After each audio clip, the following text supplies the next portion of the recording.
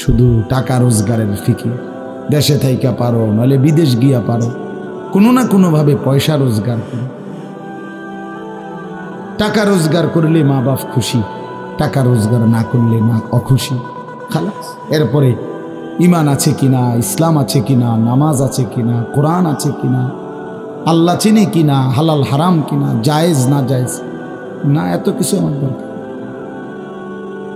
ফুতের জিগায়ও না যে ফুত কামাই যে করতেছ কি হালাল কামাই করো না হারাম, না এত কিছুর দরকার কি। টাকা দিতেছে, খাইতেছে, ঘুমাইতেছে, বিল্ডিং করতে আসে, জমি কিনতে আসে, আপেল মালটা খাইতেছে। এক ছেলে আমারে নিজে বলছে, আমি সবার ব্যাপারে বলি না, এক ছেলে আমারে নিজে বলছে, হুজুর আমি একটা দেশের নাম বলছে, যেই দেশে আমার কর্মটা ছিল, চলে আসছে ওই দেশ থেকে। আমার বলছে, হুজুর আমার কর্মটা হলো এই, মদের বার, মদের হোটেলে নারী পুরুষ উলঙ্গ জিনা ব্যভিচার করে, আমার দায়িত্ব শুধু পাশে দাঁড়িয়ে মদের বোতল নিয়ে দাঁড়ায় থাকা, যতবার তারা চায় অতবার তাদেরকে মদ গ্লাসে ঢেলে দেওয়া, তাদের হাতে তুলে দেওয়া। এর বিনিময়ে আমার মাসে বেতন 2 লাখ টাকা। মুসলমান মুসলমান মুসলমানের সন্তান, বাংলাদেশের সন্তান। তো এই টাকা যখন বাবা খাচ্ছেন, বিল্ডিং করতেছে, কোনো টেনশন নাই। আমি আবারও বলছি, আমি সবার জন্য বলি না, ওই বলছে দেখে অট্টা কইছি, কথা বুঝছেন না? আমি তো নাম ঠিকানা বলি না। হে আত্মীয়তার আইয়ুহাল কাতি, আত্মীয়তার সম্পর্ক ছিন্নকারী ব্যক্তি, আসো। এই জন্য ভাইয়ের সাথে যুদ্ধ করছো, বোনের সম্পদ নষ্ট করছো, চাচারে সম্পত্তি দাও নাই, এই জন্য, এই দুনিয়ার জন্য নেও, এখন না, এখন যা লাগে নেও। এইভাবে প্রত্যেক নাফরমান পাপীকে, হে হারামখোর সুদ করে দিগা, এখানে টাকা যা লাগে নে,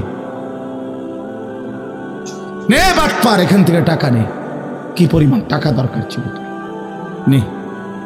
এইভাবে রাসূলুল্লাহ সাল্লাল্লাহু আলাইহি সাল্লাম বলেন, দুনিয়ার এই সম্পদগুলো কথা বলবে আর ডাকবে, ডাকলে মানুষ, আচ্ছা এটা তখন কেরম লিখবো,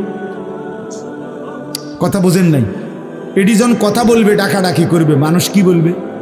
লোকেরা তো সবাই দাঁড়াইছে, মানুষও তো দাঁড়াইছে, তারারই তো ডাকতেছে, তো তারা কি বলবে? ওয়াকালাল ইনসানু মা লাহা, আল্লাহ নিজেই বলতেছে, লোকেরা তখন মানুষগুলো বলবে মা লাহা, এটা কি হলো, আরে এইটা কি কারবার, এগুলো কথা বলে কেমনে, এগুলো কি কয়, এরা আমার চিনলো কেমনে, আমি যে সিটার, আমি বাটফারে চিন্তা লাগলো, ইন্নারিল্লাহ, একেবারে পুরা ধরা অনবিচার আচার কিছুই শুরু হয়েছে না, এখনই বেজ্জুতি, বাকিটা তো অবস্থা খারাপ। মানে অর্থাৎ মানুষগুলো অবাক হয়ে বলবে মা লাহা, কি হলো জমিনে, কি হলো এগুলোর, এরা এমন করছে কেন, এরা কথা বলছে কেন? আল্লাহ বলেন ইয়াউমাইদিন তুহাদ্দিসু আখবারাহা, আল্লাহ তাআলা বলেন, বান্দা হে কি দেখছো হবে, এই মাত্র দেখলা স্বর্ণ রূপ্য টাকা পয়সা কথা বলে, এখনে না দেখবা আসল খেলাটা। ইয়াউমাইদিন তুহাদ্দিসু আখবারাহা, আল্লাহ বলেন এখন দেখবা সরাসরি এই হাসরের মাঠে তোমার সামনে, তোমার পায়ের নিচের জমিন, তোমার পুরা জিন্দেগির কথা, তোমার যত তথ্য, ভালো কিংবা মন্দ, নেক কিংবা গুনাহ, তোমার সমস্ত কিছু রাতের কিংবা দিনের, একাকী কিংবা প্রকাশ্যের, গোপন কিংবা আড়ালের, আল্লাহর কসম জমিন সবটা এখন তোমার সামনে বলে দিবে। ইয়াউমাইদিন তুহাদ্দিসু আখবারাহা, রব্বুল আলামিন বলেন জমিন সবটা কথা বলে দিবে, ভালোটাও মন্দটাও, আলোটাও অন্ধকারটাও, একাকীও অন্ধকারেও, প্রকাশ্যেও, সবার মাঝেও সব বলে দিবে। রাতের চুরি বলে দিবে, রাতের তাহাজ্জুদটাও বলে দিবে, মদের আড্ডার কথাও বলে দিবে, জুয়ার আড্ডার কথাও বলে দিবে। সারা রাত যুবক উলঙ্গ ছবি দেখেছ, আল্লাহর কসম সেটাও বলবে, যে যুবক মালিকের সেজদা দিয়েছে সেটাও বলবে,